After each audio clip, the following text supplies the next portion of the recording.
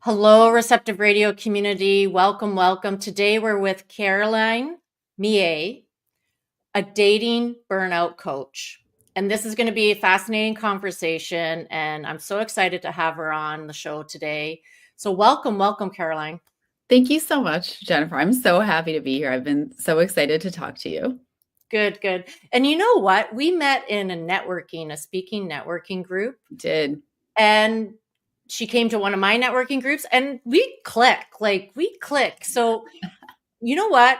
Networking groups, you meet the greatest people and you never know where that relationship is going to go. So I'm pumping networking groups lately because I have met some really amazing people, including you.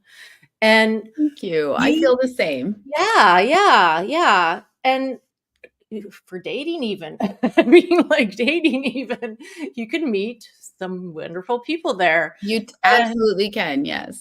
yeah. And so you help people get off the hamster wheel of the dating, bad dates, disappointments, getting cynical about it, Mhm. giving up on it altogether.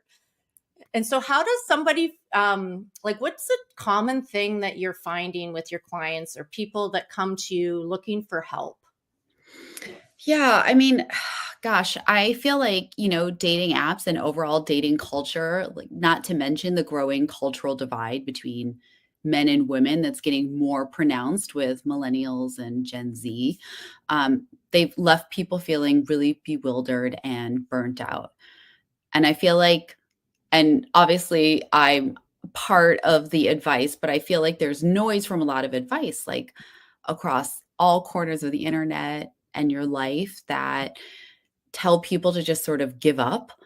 And then when you pair what's become sort of this transactional nature with dating, I mean, people just sort of feel like they also don't have any real education as to how to go about meeting people and if we're losing third spaces and What's also, a third space? Sorry to interrupt. yeah, it's basically this concept that you have places where, like, you in a community can just go to mingle, right? So if we say, Oh, like, "Oh, there's, like, bar culture," well, more and more people are actually not drinking.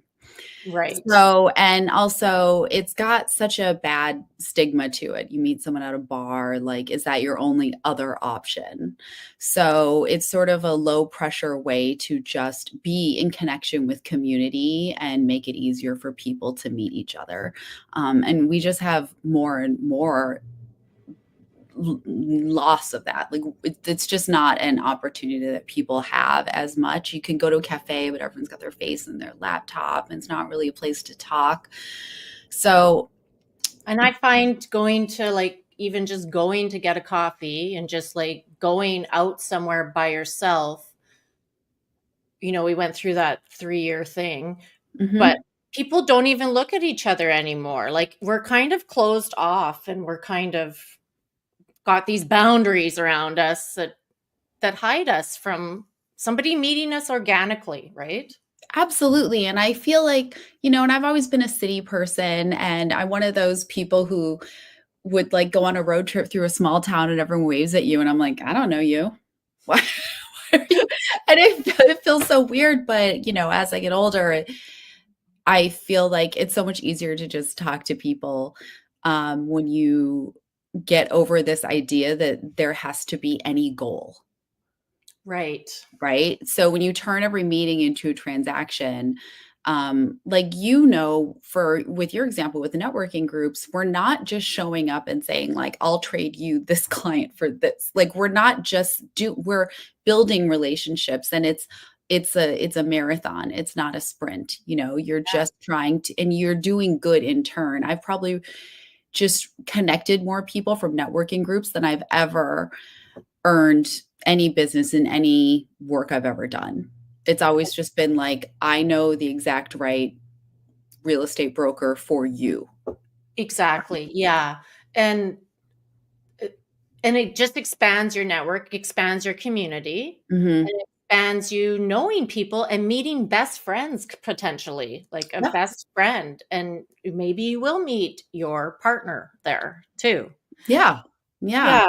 So why do people okay, so you got the dating apps and there's multiple dating apps, right? Mhm. And what happens to a person when they get onto a dating app? Like what, and before they come to see you, like Mhm. before they come to see you. Well, so, I mean, really, I built my date coaching practice out from being a matchmaker. And Okay. that always comes with an element of date coaching, but in this way where you're basically just parsing dates out and trying to keep the person kind of focused on their goal, right? And I realized that a lot of people could get a lot more out of it if there was kind of this work they had done before, but it wasn't really within the format of how we were working together. And so that's how I really pulled my practice together and Okay. pulled my program together, was all these themes that kept coming up and exercises I would sort of parse out to clients, and I put them in an actual journey and an actual path. But dating apps, I mean, first of all, you can totally meet someone on a dating app. You can have the love of your life on a dating app. I have that. I Oh, have the love of wow. my life from a dating app. So I Congratulations. know it can be done, and I've seen it done many times. The issue is that it's a gamification of dating, and when things are gamified, they impact your brain. Okay. So, if every time you swipe, you get this, like, hit of dopamine, you get these diminishing returns after a while, and Okay. then your people keep doing it because now they're addicted, and they're getting just enough of that, like, random reinforcement of their participation in the app to make them keep doing it even though they feel bad. They don't Right. feel good anymore. They're just doing it to do it because they're afraid they have FOMO or something like that, or it's just a habit, it's just a time filler. There are plenty of people who are on dating apps who never have any intention of ever meeting you in person. They're just trying to get some sort of attention and positive affirmation like from a stranger, and that's all that they really care about. They never want to meet you. And after a while, if you're a person on an app who's seriously looking and really wants that relationship, you're going to get burnt out because it's time consuming, it takes mental energy, and if you have this belief that you really need to focus on like quantity over quality, which is a message people get, and it's absolutely terrible. I absolutely hate it. Um, you're gonna get burnt out. And it's you're gonna reach a point where you're like you by the time you have symptoms, you're way past burnout. By the time you really accept that you need to change something, it's you're overdue. And if you keep slogging through, no good will come of that. If Mhm. you feel bad while you're on the app, you could swipe right past a person who's really great for you, but you're in such a negative headspace, you wouldn't see it anyway. You could literally be on the date with the person and you're in such a negative headspace because you dragged yourself out to that date. You didn't want to go. You were tired that day. You're kind of done with meeting people. Like, no good will come of that. You're not gonna show up well, and you're not gonna recognize the person you're looking for, even if they're right in front of you. So you need to take a break and just do Right. a reset. Right. So tell me a little bit about your story. How did you meet man of your dreams on the dating app?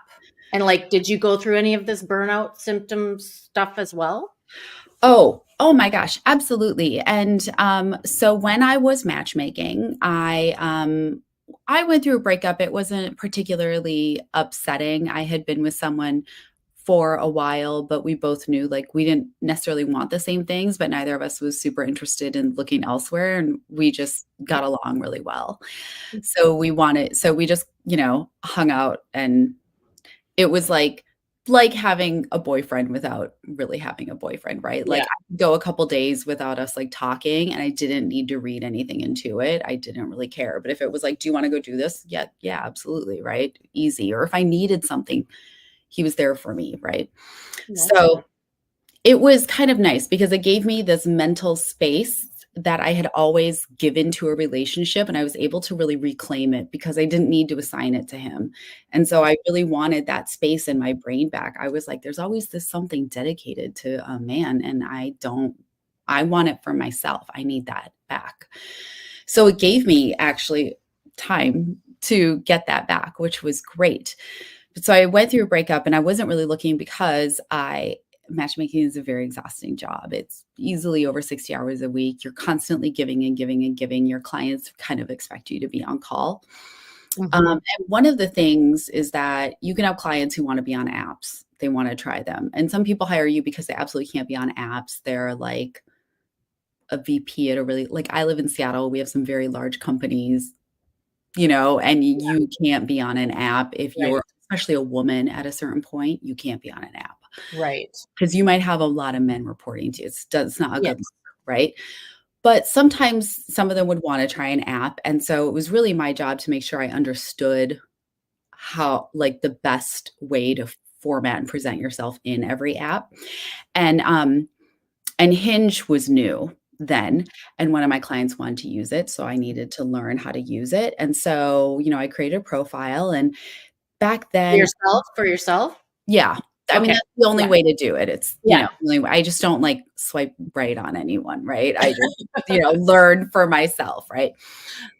So I create a profile. I'm like kind of messing around with it. And when I went back to like look at it, it first serves up people who have like liked you, right? But it would switch to people they were just suggesting. And it wasn't really clear when that switch happened. So I thought I was still looking at people who had swiped right on me. And I saw Okay. this guy and he didn't look like anyone I'd ever really dated, but he had this amazing smile. And it just kinda I was like, "Oh, man, that's a really good smile," but I thought, "Oh, look at him, he's covered in tattoos and, he's from another country, like, what am I doing here? This isn't, like, something I would normally go for." But I Hinge has prompts, and you can answer the question, and he said something, and so I just kinda replied to it thinking he's already liked me. No, he You hadn't. did. Okay. And he was out of the country at that point for work. Uh-huh. So I sort of forgot about it.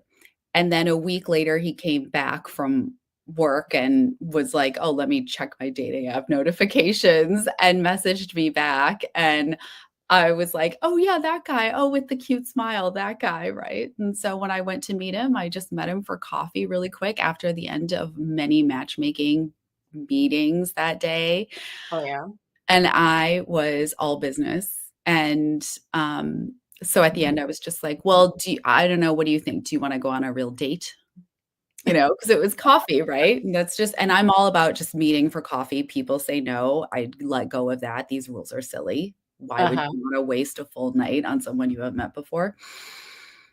So, he said, "Yeah, I would," and yeah, and he kept showing up with a lot of consideration and a lot of forethought, and I was a single parent. It's why I love working with single parent daters because Oh, it's yeah. we have a whole other mess we gotta deal with, and I Oh, yeah. dated a lot of other, like, single parents who were never as considerate of my time, even though they should have known firsthand as another parent how you have to plan ahead, and they, like, never wanted to, and he was like, "Oh, what day are you available?" And, like, making plans, and anyway. So did you the second time you met him, like, for the real date, were you out of that work mode and you were more like yourself and not, "I'm matchmaking myself here." You were just more feminine and allowing him and bringing him into controlling the date instead of you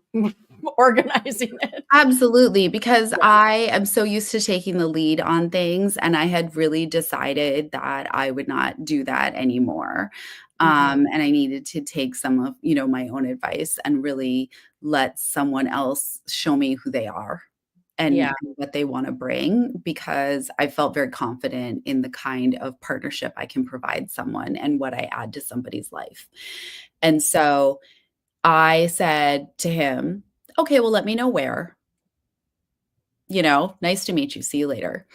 And then I figured I wouldn't hear from him until he was confirming a time. But every day when he would get off work, he would send me some messages. He didn't ask for my number, it was still in the app. And he would just ask me some things about myself to get to know me. So we were having like very like low pressure conversation for that week. By Wednesday, he'd selected a place. I was extremely impressed by the place. I don't need anything fancy, but it was.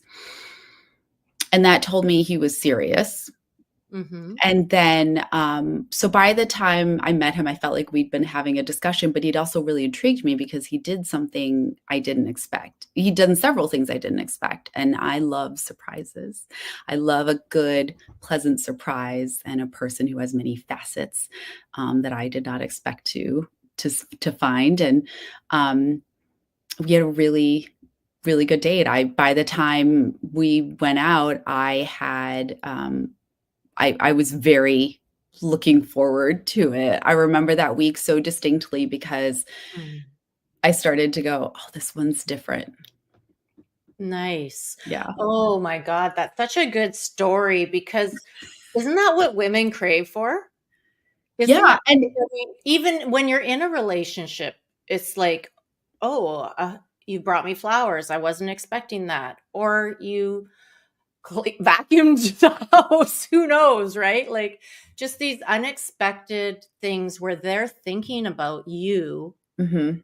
and you're not having to hope they think about you first, Yeah, you and look, know? it wasn't that much stuff, right? This No. was not a big deal. All he did was ask me some questions through the week to make sure we were keeping a conversation going. I Yeah, didn't expect that because so many men don't do that. yeah. And then he chose a place that didn't align at all with how he presented Oh, yeah. and was far beyond my expectations. We go there for our anniversary every year, Nice. and it was beyond my expectations. I didn't need it to be like that. I would have been happy with really anything he had chosen.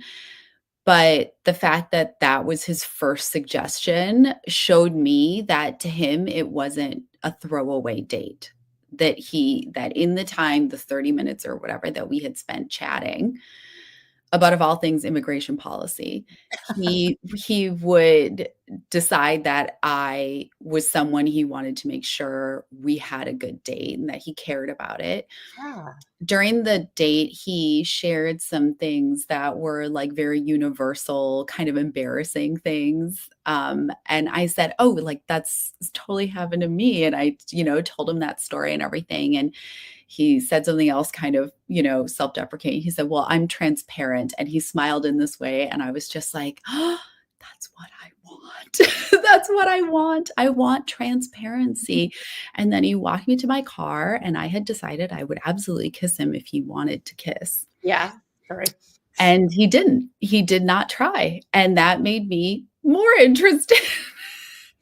Total. And like this stuff works. Like Yeah. your own advice works. Yeah, I gave him room to show me. Yeah. I went in just thinking, like, the way I always go on dates is that I'll have fun because 'cause I'll be there. So Yes. I don't feel a ton of pressure because I know I'll make sure it's a good time. Mhm. But I'd like to not have that on my shoulders every time, you Yeah. know? Yeah. And now you're married, right?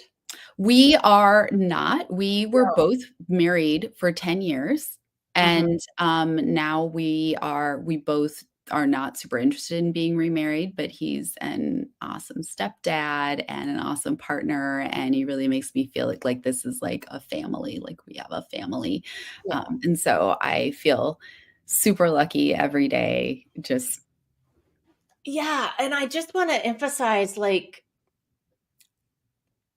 the dating, the opposite of the story you just told, mhm, and where he said, "Okay, I'm transparent."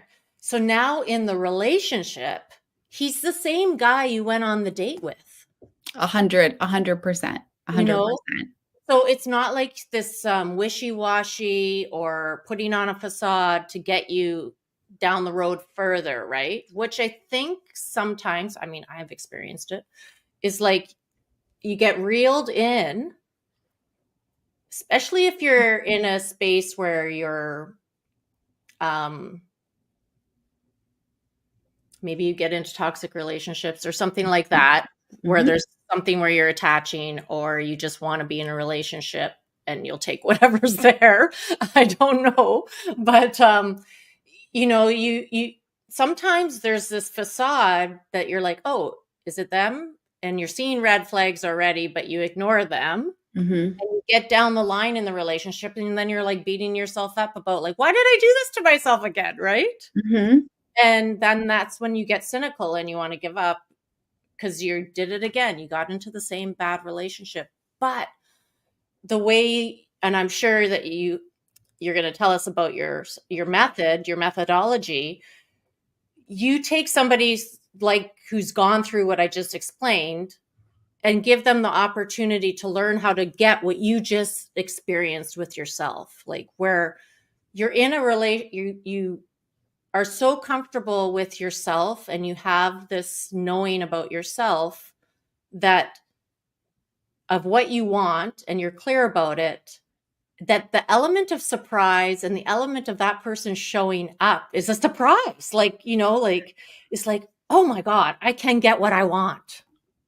Yeah, yeah, And and I mean, leave yourself room to, in marketing terms, it was called delight, right? delight. To be Okay. delighted. Leave your you wanna delight your customer, and I Yeah. think that, there's so few really wonderful surprises in life, especially we live in very heavy times.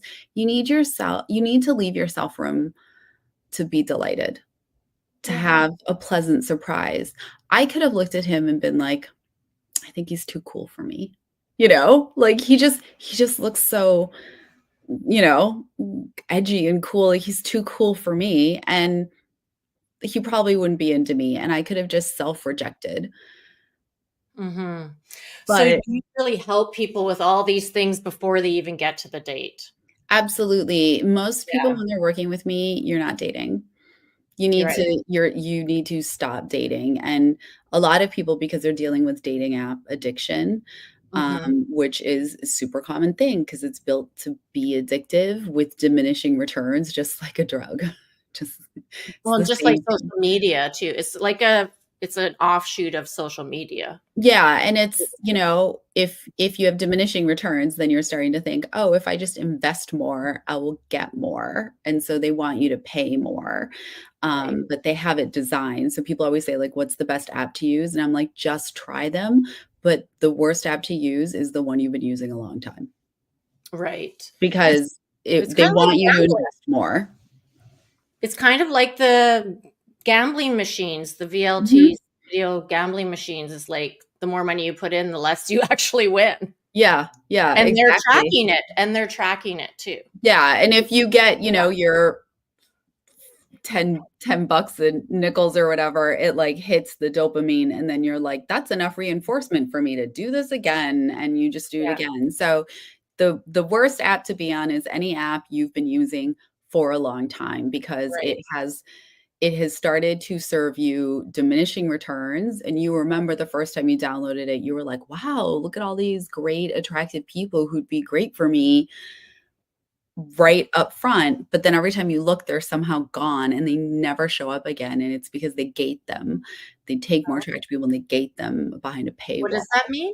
They, Oh, like, put go them up behind behind a the paywall, paywall. they want you to pay for premium, and they all do it Oh, eventually because they realize that they have to do it to keep making money and to keep you right. there.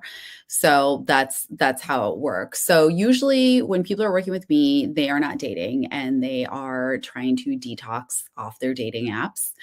And we're just focusing only on you. My online course is called It's About You because when people say, it's not about you, it's about me. When they're breaking up with you, it leaves you with nowhere to go. You're not learning anything, you're not getting any useful information. And the only thing you can control is you and how you look at things, how you approach things, how you communicate, how you take care of yourself. So that's what the course is called because it's that's what we're working on. It's just about you. And people always want to talk about what somebody else did, what somebody else said. And like, I don't really care. I don't really care what somebody else did or said to you. I just want to know about you right now. What are you gonna do? What do you want? what's right for you? How do we figure out how to get you there? Yeah. That's the whole point. So usually Yeah. we're not even, clients usually are not going to be dating while they're working with me. At the very beginning. Like, you might Yeah. get them to that point at Yep. the end or Yeah, whatever. at the end, Yeah. then they'll know themselves. They'll know better when they Mhm. feel ready, and Yeah. they'll be more in tune with their feelings to know this is now I feel ready. I feel okay. Yeah. I feel excited at the idea of trying it again. And then if they start to feel discouraged again, they are faster to step back. Good. Yeah. So you don't end up in burnout again. So that's the Right. point. Yeah. And I know I skipped over this part. I was gonna say, do you have a practice or a tip? But you've given us a lot of tips already. Like, Yeah. something But extra that you wanna say? I Or mean, Jennifer, I think the whole basis of everything is that you need to embrace and love yourself Mhm. and know how to take care of yourself. And I am honestly very sad all the time to find out how many people don't know how to take care of themselves and they I know. don't know how to love themselves. And if you don't know how to love yourself, it's pretty hard to know when someone else is loving you Yeah. or to even know how to ask for what you need to feel loved or what to expect. Like Yeah. that's you need to be whole unto yourself because it's not someone else's job to love you. Mhm. It's your job to love yourself and partner someone well and then build a good relationship based on this parity as you Yeah. grow together. Yeah. And that is the source of love, right? With Mhm. two people, not I feel unwhole, right? Yeah. I feel And sad and I need you to love me and make me feel better. That's yeah. not really fair to do to other people. Right, and I mean, it happens in friendships too, Mhm, right? And even work relationships mhm. or, employee boss relationships, it's like if you're not secure and loving yourself, and I mean, I help it's an inside job. Like, I It tell people, You're right. it's an inside job, but we are, as a society, addicted to the outside world, Mhm. and, "Oh, it's that, it's this, it's that, it's that." And I mean, I help people the same way you do is like, no, like, you gotta turn inside, you have to look inside and deal with those things first, then you can, because it interferes when you're unsure, like, or not secure in yourself or not loving yourself, it's hard to really know or have any space inside of you to know what you want. Yep. Yeah. Like, what do you want? Because there's so much clutter from It's outside energy inside of you. It's incredibly noisy, and people come to me with all sorts of beliefs that they've picked up along the way that have Mhm. nothing to do with them, the reality of the situation, their actual goals. One of the exercises I have is to like tell me about who you are in your mind movie of your future. Like, okay, Right. so say whenever what's your goal that at this point you're married. Okay, tell me about a day with your partner, how you react, how you feel. And you would not believe how many people tell me a story about someone who is not them. Yeah. Who is 'Cause this person? yeah, yeah. I remember when I was young in one of my first relationship, and it wasn't going well, and I should have been out of it way before I ever did get out of it. But eventually when I did leave, it was because I didn't like who I was being. Yes. I was fighting all the time. I was being defensive all the time. And it was just like, that why am I doing this? Like, who is this person? I don't remember ever having to do this when I was alone, like when I Mhm. was a 14-year-old or, before a 16-year-old who was never dating. But like, as you got into 18, 19, when I was with this guy, it was like, who, how did I get here? And I Yeah. had to get out of the relationship to really find myself. Like, and did I find myself right away?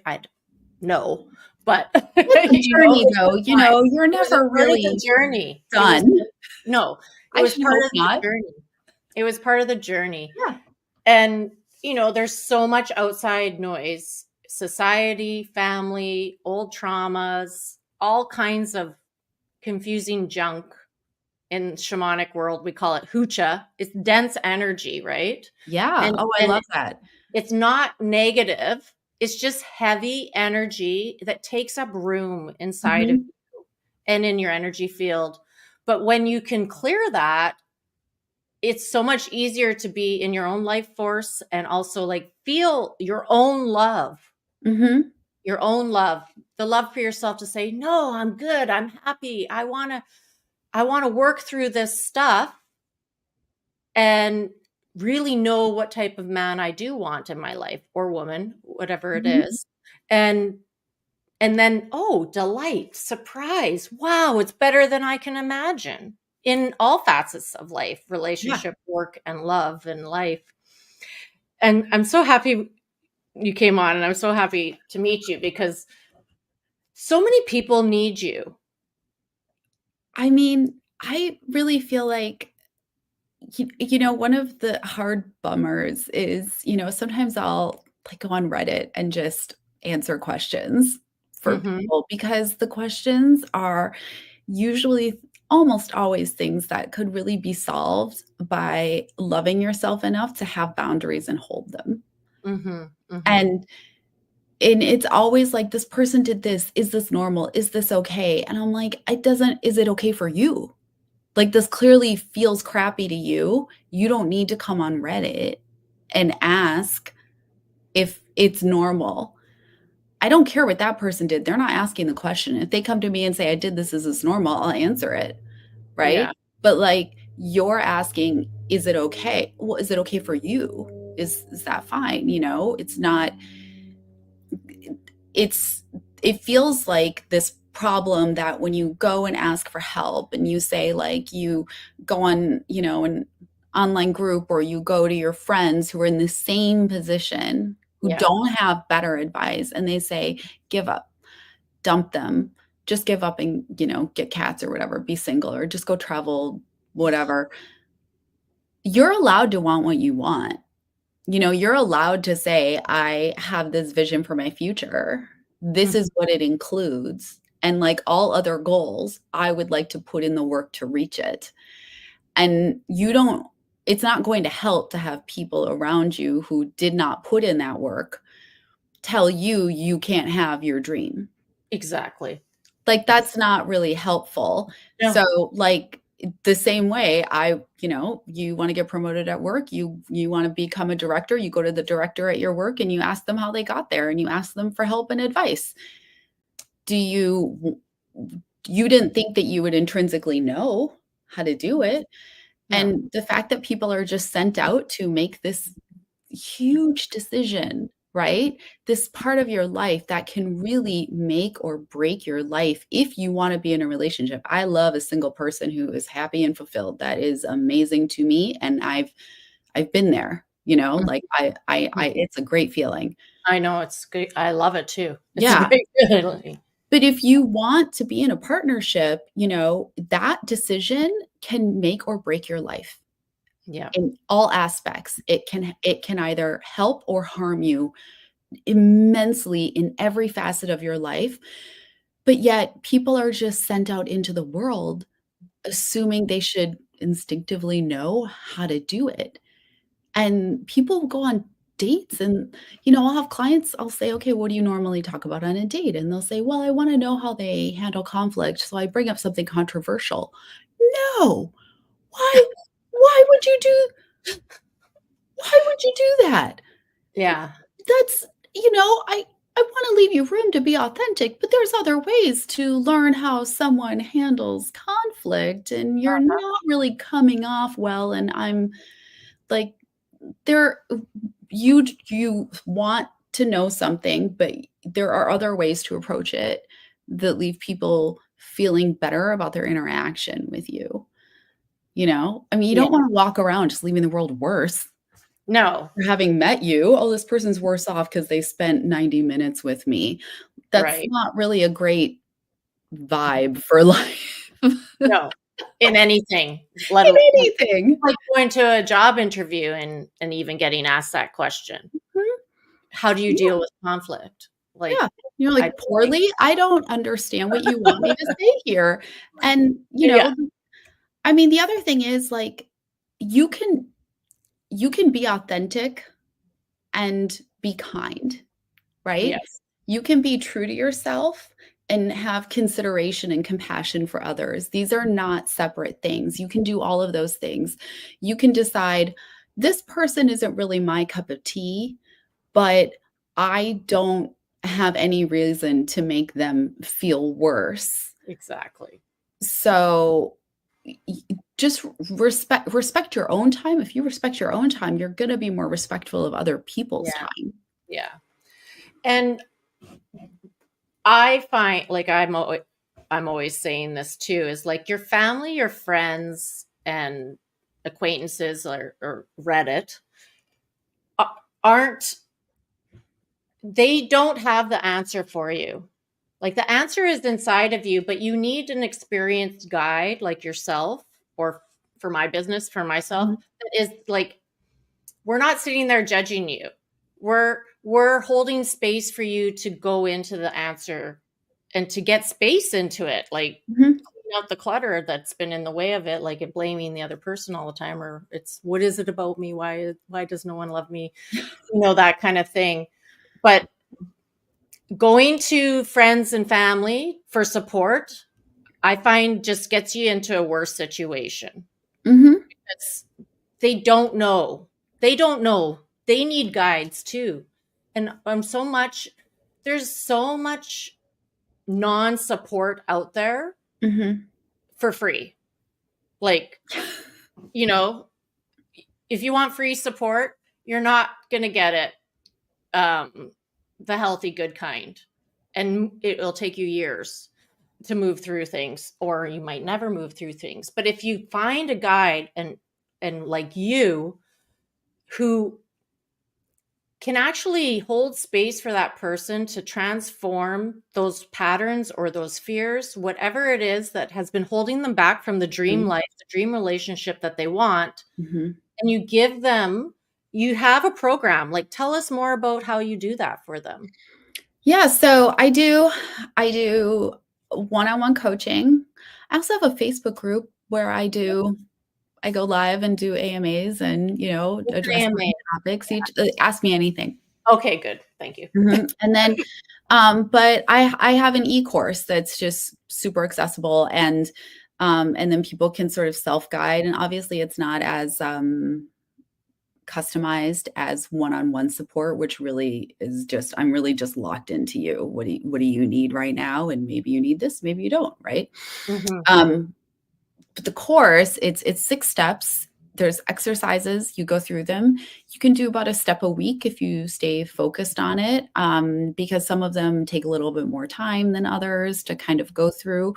But it takes you through really embracing your authenticity, separating out those mind movies, figuring out those influences, all that noise that you have in your head, and teasing it out, figuring out, what do we save, what do we let go of, and then saying, like, okay, if this is your goal, like, how do we close the gap between where Mhm. you are now and where you want to be? Yeah. And and then in the end, they have a skill set that they can always fall back on, right? But Mhm. also this blueprint that will lead them toward their ideal partner. And the real goal is to identify them, right? So Identify themselves yeah, or is to identify that ideal identify. partner. Right. So you can you can have this, like people say, like, oh, I want someone who's honest, and you're like, yeah, I also want a hairstyle that, like, looks good and is easy to take care of. Like, these are all very normal things, but what does honesty look like for you? Exactly. Okay. So very specific, even though it's it, uh, an e-course, like It's a an do it e-course, yourself. but you're gonna spend time on it. It's not Yeah. passive. It's really Yeah. not passive. Very Um, experiential. yeah, yeah, Yeah. and so you can go through that on your own. Most people who do it finish it in somewhere between, 6 to 9 weeks. During that Mhm. time, I recommend, obviously, you're gonna do what you're gonna do. I recommend you don't date. Right. and you just take that time to reset yourself. Perfect. And you get off the dating apps too. Yeah, and people have FOMO, and it's like, pause the account then if you're worried about that. But I promise you that the person who's right for you, they will not pass you by because you Yeah. logged off for a little while. And you Because there's develop no this such thing method. as right person, wrong time, right? Wrong is Yeah. still wrong. Yeah. But and this is your own methodology. You have created this all. And remind us of the name again. It's called, the course is called It's About You, the 6 steps to identify your ideal partner. And it's all on my website, which is the 6 steps Yeah. path.com. Yeah. Mhm. And we're going to be putting all of the links to this course, to her Facebook group, and your website on the comments below. Plus, it'll be linked in my website as well. So you'll Yes. always be able to find Caroline. And Receptive Radio listeners can get a 25% off discount on the course, Okay, and just cool. use the code radio25. And Awesome. that's live. So That's awesome. That's great. I'm so appreciative. And I can send people to you and say, go to that button on my website. So thankful. This was so awesome because you really opened my eyes to even inside of a relationship. If mhm. you're already in a partnership, there's a lot of stuff that you said that I like is very valuable about being when you're already in a relationship that has I might chew on some of that or whatever. But do you only work with single people? Yeah. Yeah. Yeah. That's my real interest because that's your opportunity to really get it right, Yeah. right? And really focus on yourself and making sure that you're, I mean, I listen, if it's not working out, get divorced, but most people, it's not a great experience. It's not something you really want to go through if you can prevent it. But let's say you did get divorced Yeah. and then you're ready to start dating. Yeah. Before you even go there, working with you or doing your e-course would be a super ideal thing to do. That is really ideal before you get tangled up with somebody else, because if you are, and listen, I've been there, that first relationship after you get divorced can be extremely intense. And when it ends, it is extra painful because you normally, like, a lot of people don't get a chance to mourn a divorce because of how all the things they have to take care of kind of takes precedent. So they never really mourn the marriage or the vision of the marriage. And so it kind of compounds the pain. And, sometimes you just have to learn. But honestly, I wish I had, kind of had the foresight to think about a lot of these things back then. It's been 10 years for me, and Yeah. and I didn't have to be in the kind of pain I went through. Right. But you needed it to develop it developed you into who you are now. And I kept believing Yeah. in love. Yeah. Wow. Wow. That's so awesome. And I know that there's many of you out there who do believe in love and you want love, and you really should check out these links in the comments below and on my website to get in touch with Caroline and her course. It's all about you. It is all about you. Like it is. Mhm. It is. What do you want in your life, your relationships? Because it is all possible. And I bring this up a lot on Receptive Radio in many of the 20-minute spots that we do weekly. It is all about you and it is your life, and anything is possible. Mhm. And it's all inside of you as well. And you just have to make space for it. Just make Yeah. space for it to shine through. And I'm so happy to have you on the show today. You've Thank been you so much for really so having much me. fun. And I really think this is a huge topic. This is a huge thing. So many people want to have love, be Mhm. in a great relationship, have fun and surprise, Yes. and really have a good time dating. and Mhm. experiencing, oh, this person is the one. Like I love your story about the smile. And I'm and into smiles. Some people are into eyes, some people are into, I'm into smiles. That's my thing. yeah, no, I love it. I love it. So thank you so much for coming. Thank you And so much thank you, for having Receptive me. Radio community, for watching this episode. And if you have trouble getting in contact with Caroline, always reach out to me. I'll send her your way. Have a great day. Thanks.